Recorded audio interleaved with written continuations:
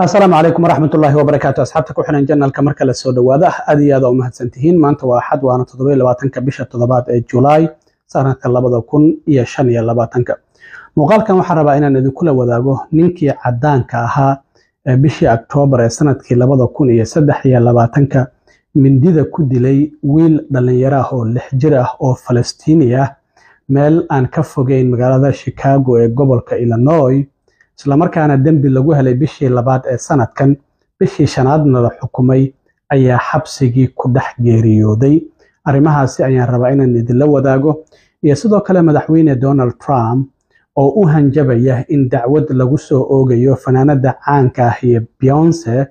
iyo sidoo kalena haweeneyda iyaduna talk show iskala hanjirtay la yiraahdo Oprah Winfrey sababa la xiriira taageeradii ay taageereen Kamala Harris oo uu kula tartamayay madaxtinimada Trump sanadkii hore dhamaadkiisii maxay tahay waxyaabaha la uu ku eedeynayo in ay labadaasi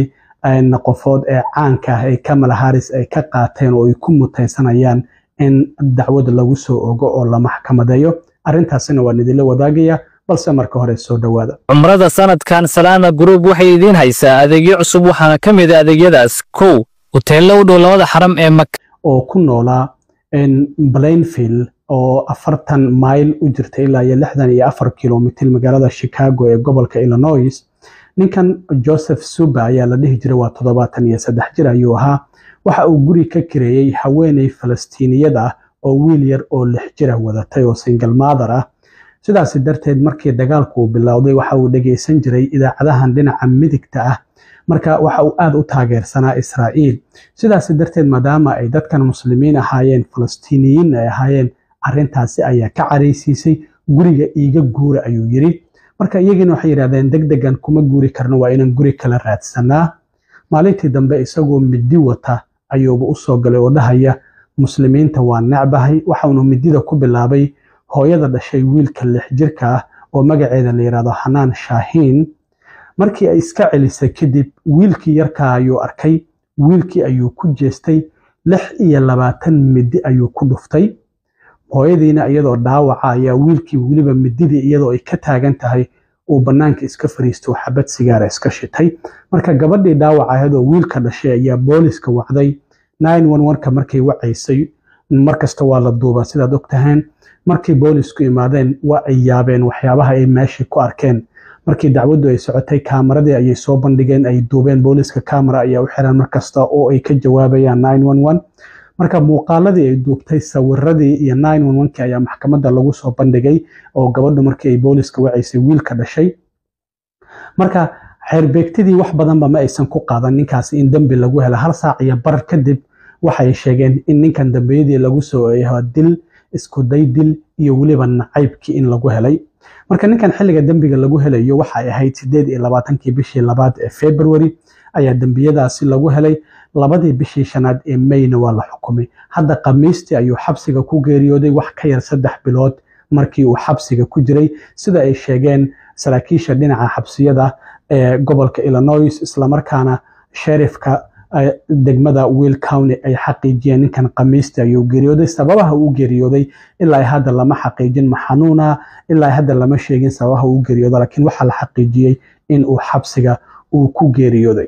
ninka la yiraahdo Ahmed Rehab oo hay'adda u dooda xuquuqda muslimiinta ee CARE ayaa waxa uu sheegay in dambiilihii uu geeriyooday laakiin nacaybkii wali waa nool yahay yiri maadaama dad fara badan arrintaasi ay si aad ah ay uga caroodeen marka ninkan waxa uu u dilay wiilkaasi yar hooyadiina uu u weeraray in ay muslim ahaayeen oo kaliya marka diintooda ayuu ku bartilmaameedsaday sidaas darteed hadda ninkaas waxa ay boolisku sheegayaan in uu geeriyooday isla markaana markii la xukumayo marka labadii bishii May garsooraha xukuntay waxa la yiraahdaa Amy Bertani Tomzak waxa ay ku heshay in wiilkii yarka ahaa uu dilay waxa lagu xukumay 30 sano waxa sidoo kale 20 sano lagu xukumay isku day dil oo hooyada wiilka dhashay uu isku dayay inuu dilo 3 sanana waxa loogu xukumay nacaybkii oo dadkan maadaama muslimiin ahaayeen oo ku bartilmaameedsan marka 53 sano oo xabsi ah ayaa ninkan uu ku xukunaa 3 bilood wax ka yar ayuuna xabsiga ku jiray markii uu Khamiistii uu xabsiga uu ku dhex geeriyooday ninkaas xilliga wiilkaasi yar uu dilayay waxay ahayd 14 bishii Oktoobar ee sanadkii 2023 7 maalmood kadib markii weerarka Xamaas ay ku qaaday Israa'iil oo 7 Oktoobar ahaa. marka waxa uu ka jawaabayay Israa'iil ayuu taageerayay sida muuqatay. marka sidaas darteed 7 maalmood kadib markii dagaalkaasi uu bilowday ayuuna wiilkaasi yar 26 midi uu la dhacay, waliba 6 jir isagoo ah mididii oo ka taagan oo banaanka iska fariisto xabad sigaar iska shitay. markii booliisku u imaanayeen ninkan maba ka qasnayn sigaar ayaa u shidnaa guriga banaankiisa, dhiigna waa uu lahaa. marka boolisku waxyaabihii ay meesha ku arkeen aad ayay arrintaasi ay ula yaabeen. sawirkan aad arkaysaan waa ninka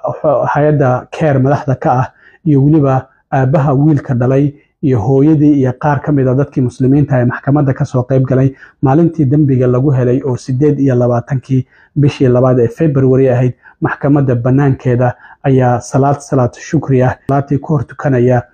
maxkamadda horteeda. dhinaca kale madaxweyne Trump toddobaadkii hore waxa uu sheegay in uu argoosi bilaabayo. waxaan ognahay Trump intii ololaha doorashada uu ku jiray maxkamado fara badan ayaa ku furnaa, qaar ayaa dambi lagu helay, waliba 34 dambi ay ka mid ahaayeen arrintii doorashooyinka inuu faragelin ku sameeyay sanadkii 2020. marka hadda waxa uu yiri markan maadaama aan madaxweyne ahay waa markayga. Obama waa kii yiri doorashadii 2016 ayuu farageliyay, khiyaano qaran ayuu sameeyay. sidaas darteed hadda wasaaradda cadaaladdu waa tii u saartay arrintaasi guddi soo baara u saartay. marka waxa uu bartiisa True Social uu ku soo qoray hadda in la maxkamadeeyo ay mudan yihiin fanaanada caanka ah Beyoncé iyo sidoo kalena Oprah Winfrey oo iyaduna talk show caan ah qaban jirtay, laakiin hadda muddooyinka dambe arrintaas shaqadaasi ka fariisatay. marka waxa uu bartiisa True Social oo Trump ku soo qoray doorashooyinkii madaxtinimada waxaa muuqata oo dimuqraadiyiintu ay qirteen in lacaga fara badan oo sharci darro ah oo ilaa iyo 11 milyan gaaraysa in la siiyey fanaanada Beyoncé si ay u taageerto Kamala Harris. marka waxa uu yiri xitaa ma aysan heesin oo hal hees ma aysan u qaadin stagekana. markii waxa jirtay in bishii October magaalada Houston ee gobolka Texas soo bax siyaasadeed ay ku qabanaysay Kamala Harris ee Beyoncé kala soo qayb gashay. hadal kooban halkaasi ay ka jeedisay oo ay taageertay oo ay tiri Kamala Harris ha loo codeeyo. marka waxa uu yiri taageerayaashu xitaa goobta joogay iyagoo ku orinaya ayaa stageka ay iska degtay ayuu yiri. marka sidaa darteed $3 milyan waxaa lagu bixiyay ayuu yiri in Oprah Winfrey ay ka hadasho shirkii xisbiga dimuqraadiga oo isaguna August ka dhacay magaalada Chicago ee gobolka Illinois. marka expense hotelkii iyo diyaaradii waxyaabahaas laga bixiyay. waxa uu leeyahay Oprah Winfreyna waxaa sidoo kkale ku baxday $3 milyan inay timaado shirkaasi oo ay ka hadasho sida uu hadda uu hadalka ula jeedo. marka waxa uu yiri $600,000 waxaa la siiyay ayuu yiri nin TV ka hadla oo isagu xitaa tii showgiisa aan aad loo daawan. ninkan Al Sharpton ayaa la yiraahdaa. MSNBC ayaa sidoo kale isaguna uu barnaamij ku leeyahay oo ka hadla. marka waxa uu leeyahay Beyoncé waxaa la siiyay lacagtaasi $11 milyan